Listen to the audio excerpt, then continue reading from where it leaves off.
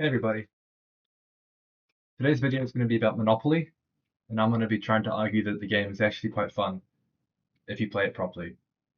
So I'm a big game person. I've always, grown up playing games with my family and stuff, and games days with friends and all this. They were always very fun.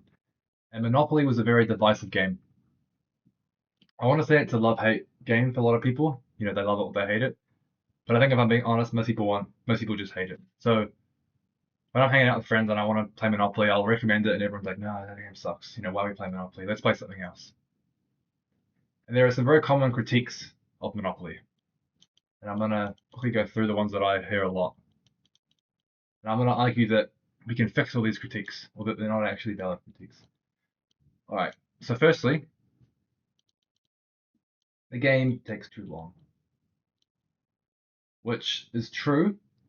And if you've ever played Monopoly, I think Monopoly takes so long sometimes for people that it's actually like an analogy for other games. Like if you say, "Oh, how long is this game going to be?" They're going to be like, "Oh, it's not as bad as Monopoly," or "It's about as long as Monopoly." And this is going to tell you sort of that the game is quite long. There are games that are longer than Monopoly, like games like Risk take a lot longer than Monopoly. But it's not so much that the game is long, but it's that the last two-thirds of the game, roughly, feels the last two-thirds of the game feels deterministic. And what I mean by that is deterministic. What I mean by that is that when you're about a third of the way into the game, one person's got all the money and all the way more properties. Let's say if you're the blue player and you have this set now, and you've got this set, and maybe one other person has like maybe these two and this, and the rest of them are all bought up by other players. It's pretty obvious here that blue's going to win, right? Because blue's going to be able to build developments on all these properties, get to some hotels and developments here, and the writing is basically on the wall. Unless yellow can somehow get this, then maybe they have a fighting chance. But generally, at this point in the game, for most people, the game isn't even like a third of the way through. So the last two-thirds of the game, it feels like the winner has been predetermined. I personally don't think that's a huge deal because I think if you're playing a game and you know you're going to lose, you should just resign or forfeit. I don't think you lose like dignity by doing that. The same is true of chess. Obviously, if you've lost your queen and one of your rooks or something, you can just resign and play again. I mean, you're going to lose, but I agree that it sucks when you know you're going to lose a game. You don't want to keep playing it. It is a sign of a bad game. And the other big critique I hear is that there's a big lack of interesting choices. Interesting options. Lack of interesting options. And what I mean by that is like it feels like in Monopoly, a lot of the choices you have are binary. So usually it's going to be either I buy this thing or I don't buy this thing. And it's usually pretty obvious what one you need to do. If you've got some stuff mortgaged and you can't afford to do it, you probably shouldn't buy the property you've landed on, right? So if I'm grey and I've landed here and I've just started the game, I should buy it. Obviously, I should buy it. Why would you buy it? And I think general theory of Monopoly is that you should just buy as many properties as you can. But what that means is that you're basically just playing a luck game, right? You're just rolling dice and seeing what happens, which is boring for people. Even these community chests and chance cards don't really give you much freedom to choose stuff. You'll get the occasional, like, you can either go to jail or pay a fine or something like that. But mostly your decisions are going to feel very binary and very reductive. Now, everyone in Monopoly has their own, like, home game rules, which I think is part of the problem. But if you play the actual rules of the game, I think a lot of these critiques the people have, can be fixed. So let's talk about some of the fixes. These are all just going to be playing the game properly. Fixes. All right. Number one, this is the one that I'm most passionate about, is we're going to abolish the free parking rule. This is a big thing. So a lot of people, they're going to have a variant. They're going to introduce some rule where whenever you pay money from a community chest or a chance card, if you have to pay a fine, that fine goes into the middle of the board. So there's going to be Monopoly money sitting here in the middle of the board. And if a player ever lands on the free parking square here, they win all the money in the middle of the board. And it also applies for these two squares here, I think, the income tax and the GST. It's a fun idea. It introduces a little bit of a lottery element. And you could argue that it makes the game feel less deterministic because, if you're about 2/3 into the game, but there's a heap of money in the middle, whoever lands on free parking next, it kind of does decide or has a big impact on who wins. So there's something to look forward to, something to root for, even in the late end of the game. I like that aspect of it, but I would argue that it's by far not worth it, partly because it's just more luck, and I'd rather the game have a bit of skill. But also because it makes the game take way longer. And I'm talking like, in my experience, like an extra 2 hours. And the reason is because the goal of Monopoly is to have all the money at the end, right? Or not to have all the money, but to bankrupt everyone else, make sure everyone else doesn't have any money. So if I have 3 players in my game, and let's say this person's got $1,000, this person's got $1,000, and this person's got $1,000. The economy of the game, so all 3 players combined, have $3,000. And as the game goes, money's going to change hands. It's going to go here, maybe some there. So this guy's to pay this guy some stuff. It goes back. Money's just going to be, shuffled around this network. And once in a while, the network itself is going to have a cash infusion. Money can enter this economy through things like pass and go. This is going to happen. It's very reliable. And when you pass go, I think it'll be 200. I think in the American version. This is the Kiwi version, the New Zealand edition. So for us, it's 2 million, but it doesn't actually really matter. There's going to be a big cash infusion whenever someone hits go. Which means that this economy keeps growing. Someone hits go, now there's 3,200 in the economy. And it should be obvious that the more money there is in the economy, the harder it's going to be for somebody to win all of it. There's more money to win, essentially. What free parking does, this free parking rule, is it makes it impossible for money to leave the game's economy. So if I get a fine, a $2 million fine, it kind of cancels out me passing go. But if I put it in the middle, it's still in the economy. The player is still going to see that money, right?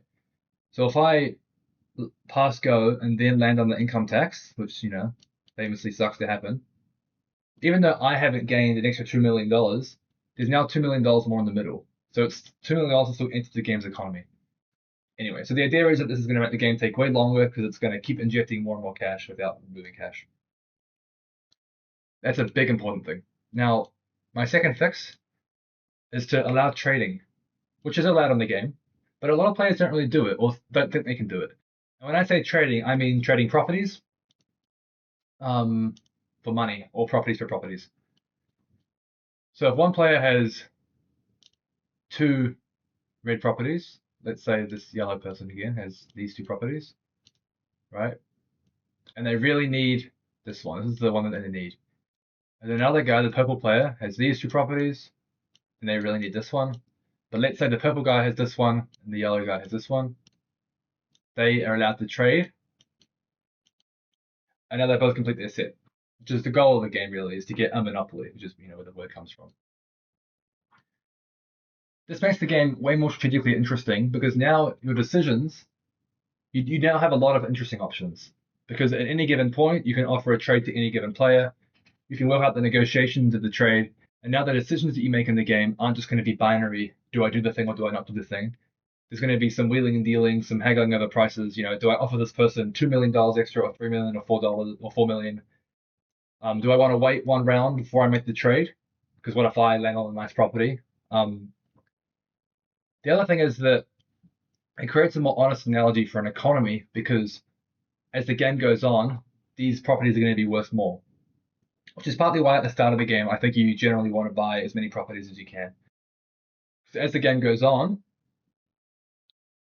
properties become worth more because they're a finite resource, but the money isn't a finite resource. So money is getting jammed into the economy, but properties aren't. So the value of each property relative to the money is going to go up. So if your mate's got 2 of the orange ones, I think the orange is the best set actually, like statistically speaking. you should buy this one, and then extort your mate, charge him 15 million for it, and really extort him. See what price you can get, because he kind of has to accept a deal, which is good. How the game is supposed to be played. The way that I like to play is I like to make two huge trades in the game. The first trade is to get me my set, and then the second trade is to get me a cash infusion to then fund my developments for the set. So if I have two key cards that two players need, I'll find one of them who has a card that I need, I'll trade, and then I'll go to the other person and say, I know you need this green one to complete your set. I'll give it to you for 12 million. And in a sense, they sort of have to say yes, it is kind of extortion. And now I can build all of my apartments and stuff that I can afford. That's really important. So trading. And I don't mean just allowed trading because it already is allowed. I mean like a culture of trading. At the Monopoly table, as you guys are playing, you should always be talking to each other about what you want to trade, or talking about future trades or potential deals. It makes the game so much more interesting, and also so much more dynamic because it fixes this issue where like someone's going to get a set of three eventually because that's how the trades are gonna naturally like fill people up with the same color. So you're not going to get this boring thing where it stagnates and no one's got a set. Get you to the end game faster. The other thing is, oh yeah, just one more thought on trading. Some players will trade immunity, so they'll say something like, I'll give you this property, and you have to give me immunity. So I give you the last red property, complete your red set, but if I land on any reds, you can't charge me rent. And I think those deals are made in bad faith. I don't really agree that in the spirit of the game we should be making deals like that. It's also important to emphasize that those deals are not binding. So someone can promise you immunity, but there's no I don't think there's any rule that says you have to follow through on that promise because that's not the kind of promise you're allowed to make. I think trade should only be for money and for properties. When you offer immunity, that will make the game take longer. And there shouldn't really be alliances in that sense. The only alliances should be ones that benefit you in the moment. So yeah, I don't believe in offering immunity in this game. And the other one is to encourage the auctions. It shocks me how many people aren't even aware of the auction rule in Monopoly. But the auction rule just says that when you land on a property, if you don't want it, it goes up to auction, which means that all the players can now have an open discussion about who's willing to pay the most, and whoever willing to pay the most gets it. So if I land here on Rangitoto, I don't know what it is in the American version, and you don't want it, so it sells for 3.5 million. Let's say you don't want it, it goes up for auction, and maybe someone wins it for less than 3.5 million if they win with a lower bid, or maybe it goes above 3.5 million. One strategy might be if you want to buy it, but you don't think anybody else is willing to buy it, put it up for auction, and then you can bid in your own auction. So I can say, I'm not going to buy it for the selling price, but I am going to bid 2 million for it. And now I'm basically calling my friend's bluff. I'm saying, you can raise me up to 2.1, but I'm pretty sure you don't want this property as much as I do. So I'm going to beat you in the auction. So maybe just let me have it. So you get those like leveling war games to happen, and those are quite interesting. Yeah, the auctions are really exciting, and again, they make it more likely that people are going to fill up on a set faster. Because obviously, if you're the one looking for that property, you're going to pay as much as you can for it. And it also means that you can put pressure on your friends. If I know that my friend really wants the red property, I might just bid 10 million because I know they're going to raise me because they have to. And so I'm trying to take as much money off of them as possible. And that also is money that will go out of the game's economy, which again is good for the length of the game. So yeah, those are basically my three fixes. And if you do these three things, so encourage trading, encourage auctions, and abolish that silly free parking rule, I don't think these critiques hold water, and I think the game can actually be really fun. A lot of people will put their own fixes to the game to make the game faster. Like they'll say, whoever gets the most money after an hour wins. I don't like that because it's not a sort of distinctive goal you can work towards objectively. Some people will say you don't have to have three of a set to start building your properties on it. So if I just have this set, I can build an apartment, even if I don't have the other two blues. I don't agree with this because I think the whole point of the game, which again is about monopolies, is that these properties will have different values as the game goes on. And I think that's what makes the game interesting. If there was no incentive to get an entire set, then this whole trading thing wouldn't matter very much. Everybody would just build on the properties that they have. And it's the trading, it's the fact that everyone values properties differently that makes the game fun. Trading is very important. But yeah, I think that's all I have to say about Monopoly. Cheers, guys.